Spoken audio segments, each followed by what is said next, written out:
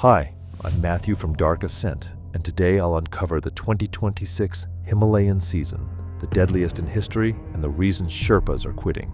From a Sherpa trapped under ice on a route most climbers used without knowing his name to a rescue above 28,000 feet that cost one man everything for a stranger who never thanked him, these stories get more brutal as they go, and the last one hit me the hardest.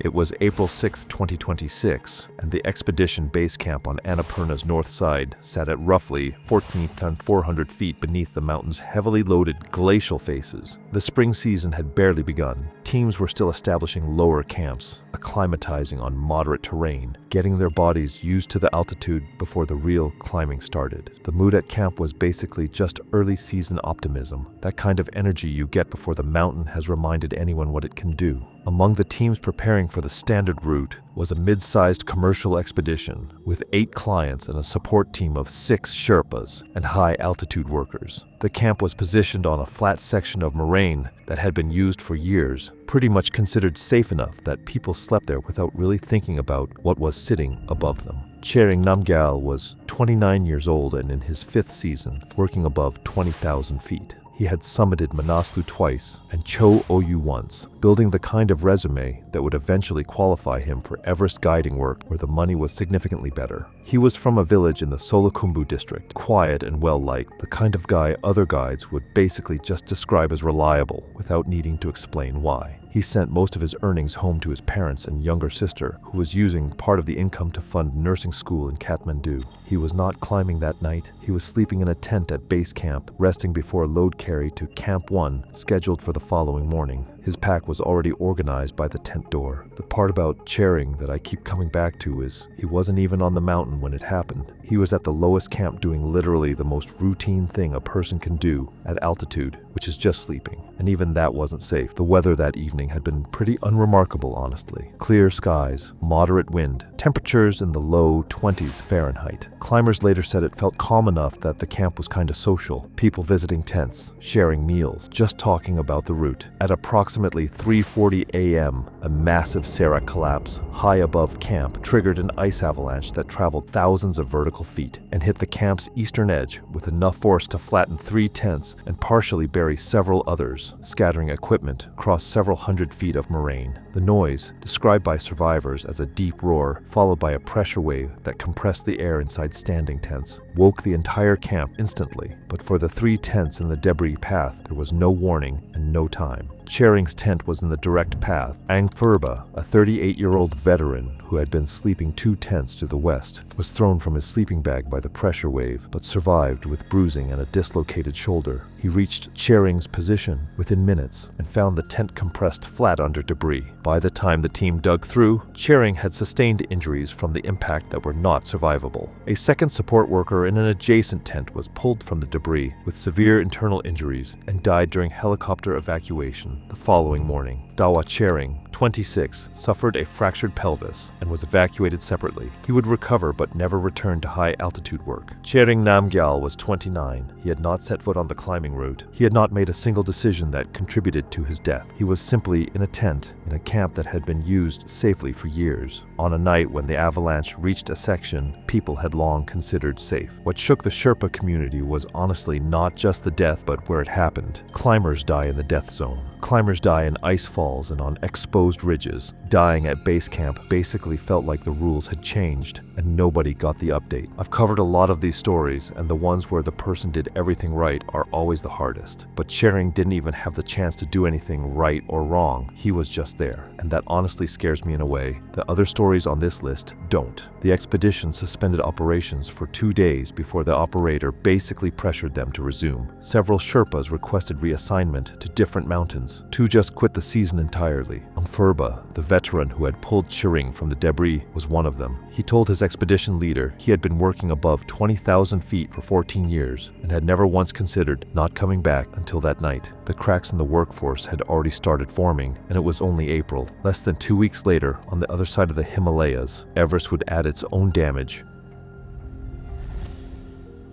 It was April 19th, 2026, and the Khumbu icefall route fixing team was working through pre-dawn darkness at roughly 19,000 feet. The icefall sat between base camp and Camp 1 on Everest's south side, a constantly shifting maze of ice towers, crevasses, and unstable blocks that had to be navigated with ladders and fixed ropes before any climber could pass through. The icefall doctors are basically this specialized team of Sherpas who establish and maintain the route, and they do the most dangerous job on the mountain before the season has even properly started. Lakpa Norbu was 31, and in his 4th season fixing the icefall route, the work involved moving through terrain that could collapse at any moment, drilling ice screws into surfaces that might not exist by afternoon, and stringing ladders across crevasses deep enough to swallow a building. They worked in the coldest hours when the ice was most stable, but stability in the Khumbu icefall is kinda always relative. The towers groaned constantly, small collapses happened pretty much daily. The team moved fast and basically just trusted their gut about which sections were holding and which were overdue. Lakpa had told his wife during a satellite phone call from base camp 2 days earlier that this section of the icefall felt different from previous years. The ice was softer, the seracs shifting more often, the route needing adjustments that in previous seasons hadn't been necessary until later in April. The climate was basically making the icefall less predictable in ways the team could feel, couldn't really put numbers to. I think about this every time I cover Everest stories, like every single person who summits from the south side walks through a route these guys built, and basically none of them could name a single one of the men who made it possible. At approximately 5:15 a.m., a massive serac block shifted and collapsed across the route the team was actively fixing. Lakpa was working at the base of the block, drilling an anchor for a ladder crossing. The collapse buried him under an enormous volume of ice. A second team member, working roughly 60 feet further along the route, was struck by debris, but survived with a broken arm and deep lacerations. Ngima Dorje, 44, the senior icefall doctor who had been coordinating from a position below, reached the collapse site within minutes. Recovery was impossible with the tools available in the icefall. Lakpa Norbu was declared dead at the site. His body was not recovered. Lakpa was 31. He had a wife and 2 kids in Pangbosh. His income from icefall work basically funded their entire education. The route he died building would be used by over 400 climbers that season, and pretty much none of them would ever learn his name. The icefall was closed for 36 hours while the team assessed whether the remaining route was safe. When the senior icefall doctors recommended an additional 2 days for rerouting around the collapsed section, operators pressured the SPCC and senior icefall doctors to reopen quickly. Every day of closure cost money, delayed acclimatization schedules, and compressed the already tight summit window. The route reopened after a compromise that satisfied the operators more than the workers. 2 of the younger icefall doctors requested transfers to lower altitude logistics work for the remainder of the season. Neither request was granted. The team was already understaffed. What gets me about Lakpa is it wasn't even a freak accident. It was basically the predictable result of sending people into collapsing ice every morning for 2 months, and the team was already pretty openly asking whether the money was worth what they were walking through. Among the icefall team, Lakpa's death was not processed as an isolated tragedy. It was the second fatality in 3 seasons among the route fixing crew, and the accumulating toll was visible in conversations that had shifted from complaints about pay to questions about whether the work itself had become something they were willing to keep doing. Ngima Dorje, who had been fixing the icefall for 11 seasons, told a journalist at base camp that the ice was getting less predictable every year, and every year there were more climbers depending on it. Basically, the math was just getting worse. The summit window was still weeks away. The season had already taken 3 lives, and the worst was coming.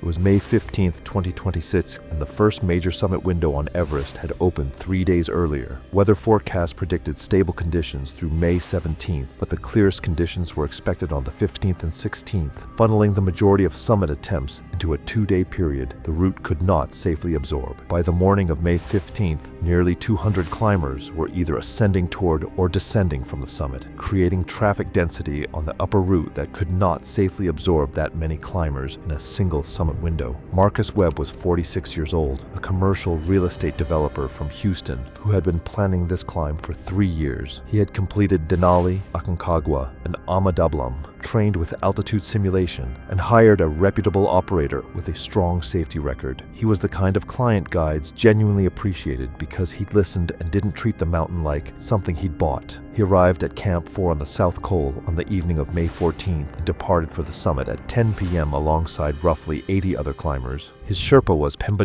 34, with 5 Everest summits. Pemba had been watching the traffic numbers build all season and had basically told other Sherpas he expected this window to be a problem. The sheer volume of climbers on a route that became dangerous once too many people occupied the same sections simultaneously was going to produce bottlenecks in the exact places where delays could kill: the balcony, the narrow sections near the former Hillary Step, and the final summit ridge. Marcus reached the balcony at roughly 27,600 feet by 4:30 a.m. He was on pace, feeling strong, oxygen steady. Above the balcony, the route narrowed and the first signs of congestion appeared. Climbers ascending and descending on the same fixed ropes created two-way traffic on terrain wide enough for one person. By the time Marcus reached the narrow rock section near the former Hillary Step at approximately 28,700 feet, the line had stopped moving entirely. He stood in the death zone for over 3 hours, waiting to move roughly 200 feet of distance. The line barely moved. Everyone ahead of him was just this chain of down suits clipped to the same rope, pretty much all of them motionless, all of them burning through oxygen they'd carried up from the camps below. The wind was light, but the temperature at that altitude hovered well below -20 degrees Fahrenheit. Standing still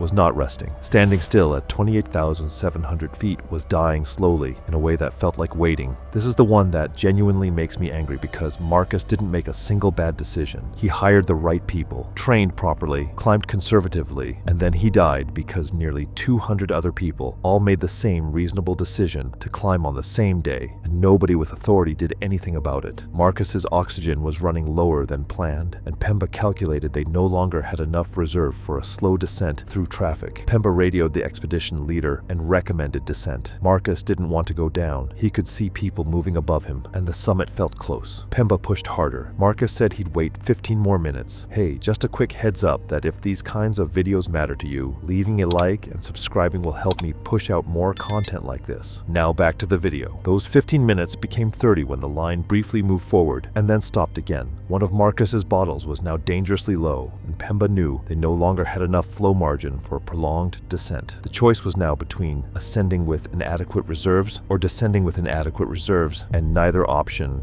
guaranteed survival. Marcus chose to descend. It was the right call, made roughly an hour too late. Pemba began guiding him down through the same traffic that had trapped them, clipping past ascending climbers who showed no signs of turning around despite the obvious congestion above. The descent was painfully slow. Every clip passed on the fixed rope required coordination that Marcus was rapidly losing. At approximately 28,200 feet, his coordination began deteriorating visibly. His crampon placements became imprecise. His responses to Pemba's instructions arrived several seconds late, and twice he stopped moving entirely without apparent awareness that he had stopped. The hours spent standing motionless in the death zone had accelerated exhaustion, hypoxia, dehydration, and cognitive decline faster than the remaining oxygen supply could compensate for. Marcus Webb collapsed at approximately 27,800 feet at roughly 1:30 p.m. on May 15th. Pemba and a second Sherpa attempted short roping him downward, but he became unresponsive within 20 minutes. They stayed with him until their own reserves required descent. Marcus was 46. By pretty much every account, he had done everything right. The mountain didn't kill him.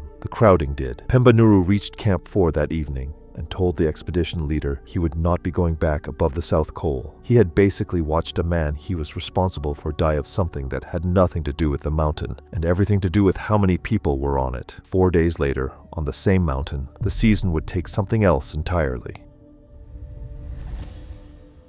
It was May 19th, 2026, and the second summit window had climbers moving upward from Camp 2 toward higher camps across both Everest and Lhotse. Among the Sherpas carrying loads was Sonam Wangdi, 33, a quiet and experienced guide from the Rowiling Valley, who was in the middle of his third consecutive summit support rotation in 5 weeks. The economics of modern Himalayan guiding have kinda created this system where experienced Sherpas are worth more working than resting. Sonam had guided a client to the Everest summit on May 12th, descended to Camp 2 through the night, reached base camp on May 14th, rested for 2 days, and was now carrying oxygen bottles to Camp 3 on Lhotse for a different operator at roughly 23,500 feet. The 2-day turnaround between rotations was pretty standard, honestly. operators shared Sherpa labor across expeditions, and Sherpas took the work because each rotation meant extra pay their families genuinely depended on. Sonam had been doing this kind of stacked rotation work for 3 seasons. His body had handled it before, or at least it had appeared to. He was thinner this season than Concha remembered, and during rest days at base camp he was basically just sleeping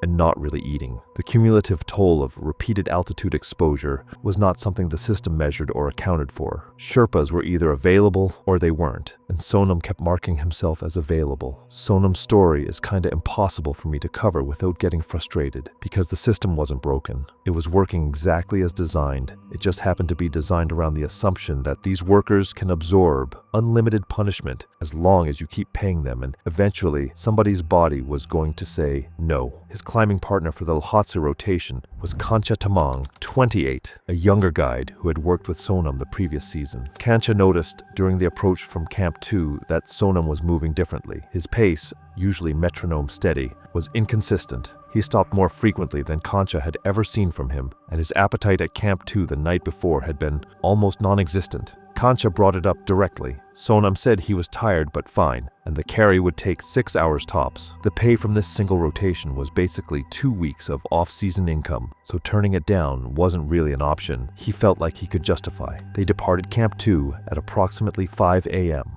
The route climbed steeply up the Lhotse face on fixed ropes, the same terrain hundreds of climbers had been ascending for weeks. Sonam's pace continued to deteriorate. By 22,500 feet, he was moving at roughly half his normal speed. By 23,000 feet, Kancha was stopping every few minutes to wait for him. Sonam's breathing had become audibly labored, each inhale producing effort that the altitude alone did not explain. Kancha could hear fluid rattling faintly in his breathing, a sound experienced high-altitude workers quietly feared, because repeated rotations seemed to increase how often it appeared later in the season. At approximately 23,400 feet, Sonam stopped on the fixed line and leaned his weight entirely onto his Jumar. Kancha climbed back down to his position and found him standing but unresponsive to questions. His eyes were open, but the awareness behind them had thinned to something Kancha later described as already leaving. His skin had taken on a gray quality that Kancha recognized from his training as a sign of severe physiological distress. Within minutes, Sonam's legs buckled and he collapsed onto the ice, the weight of the oxygen bottles on his back pinning him awkwardly against the slope. Kancha radioed Camp 2 immediately. A rescue team of 4 Sherpas began ascending, carrying supplemental oxygen and dexamethasone, but the terrain between Camp 2 and Sonam's position, steep ice on fixed ropes, required over an hour to cover even at emergency pace. Kancha attempted to administer from the small medical kit he carried, checking airway, loosening pack straps, trying to get Sonam into position where breathing was less labored. But Sonam's condition was beyond what field treatment could address. His breathing became irregular,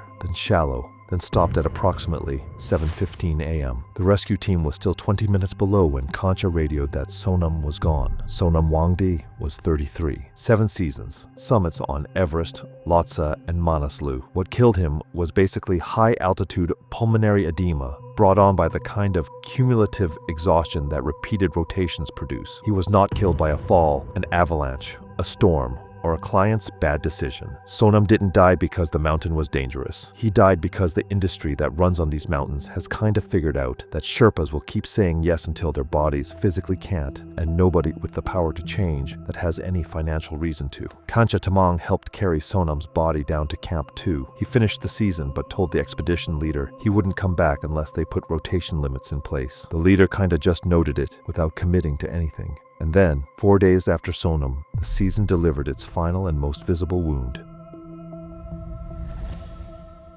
It was May 23rd, 2026, and the last summit window of the Everest season was closing fast. Weather forecasts showed wind returning by May 25th, giving teams roughly 48 hours for final attempts. Among the climbers descending from a late summit push was a group from a European commercial expedition, 2 of whom had fallen behind schedule and were now above 28,000 feet in deteriorating conditions with dwindling oxygen. Chiring Dorje was 42 years old and had summited Everest 12 times across 15 seasons. He was one of the most experienced guides working the mountain. He was not assigned to the European expedition. He was descending from his own team's summit push, tired but functional, when he encountered the 2 struggling climbers on the fixed ropes above the balcony. One of them, Rolf Eriksson, 39, a project manager from Stockholm on his first 8,000er, was sitting in the snow, unable to stand. His oxygen mask was half off, and honestly, everything about his body language said he was pretty much already gone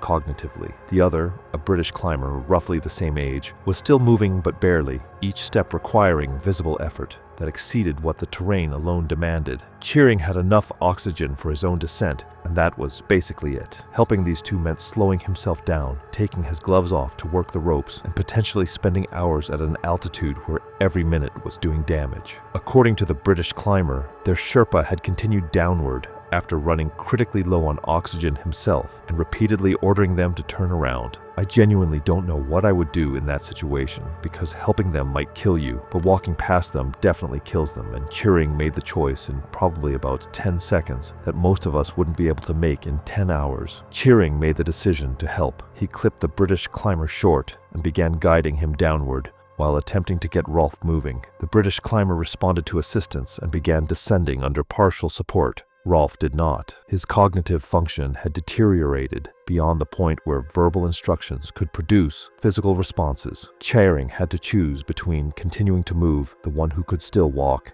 and staying with the one who could not. He chose to keep moving the British climber. It wasn't indifference. It was the kind of math every experienced high-altitude guide eventually has to learn. You save who you can save, and you carry who you couldn't for the rest of your life. Over the next 3 hours, Cheering worked the British climber down through the balcony and toward Camp 4, repeatedly removing his gloves to manage rope transitions and carabiners. The wind picked up as the afternoon progressed, driving the wind chill into territory where exposed skin sustained damage in minutes. Chering's hands were his career. 15 seasons of gripping rope and ice at extreme altitude had built a specific kind of toughness in them, and he could feel that toughness being eroded with each transition where his gloves came off. The cumulative exposure destroyed the tissue progressively. By the time he reached Camp 4, his fingers were white and rigid. The frostbite advanced well beyond what immediate rewarming could address. Climbers ascending the following morning passed Rolf at the position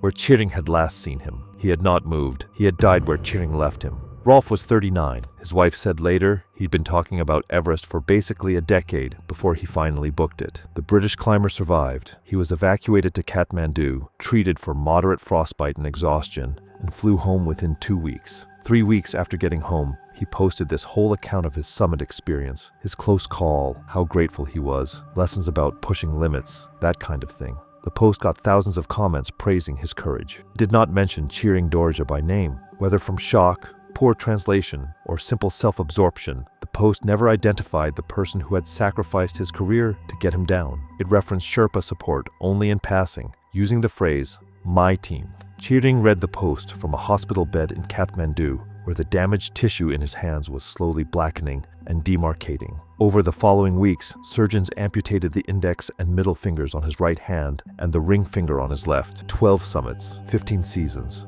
A whole career built on being able to grip rope and ice at extreme altitude, basically over because he stopped to help a stranger whose own guide had already left. What happened to Cheering is honestly the one that sits with me the most, because he didn't have to stop. Nobody would have blamed him for continuing down. And the person he saved couldn't even be bothered to learn his name. That's not a mountain story, that's just how the whole system works. And I think it's the reason more people walked away this season than any season before it. The 2026 spring season ended as one of the most damaging and deadly commercial seasons in recent memory. Cheering Namgyal died in his sleep at base camp. Lakpa Norbu died building a route that 400 people walked through without knowing his name. Marcus Webb died standing in a line. Sonam Wangdi died from pulmonary edema, brought on by a system designed to extract everything his body could give. And Rolf Eriksson died because the only person willing to help him couldn't save everyone. In the days since the season wound down, veteran Sherpas across a bunch of different companies have started refusing autumn contracts. Some say safety, some say pay. Some just point to the growing gap between what the industry asks of them and what it gives back. The The conversations are happening quietly for now, in village kitchens and tea houses across the Khumbu and Rowaling, but they are growing louder. Operators are already reporting increasing difficulty recruiting experienced high-altitude workers for autumn expeditions. The younger Sherpas who watch this season from lower camps are basically telling recruiters they're not interested. The generation that was supposed to take over has seen what the job actually costs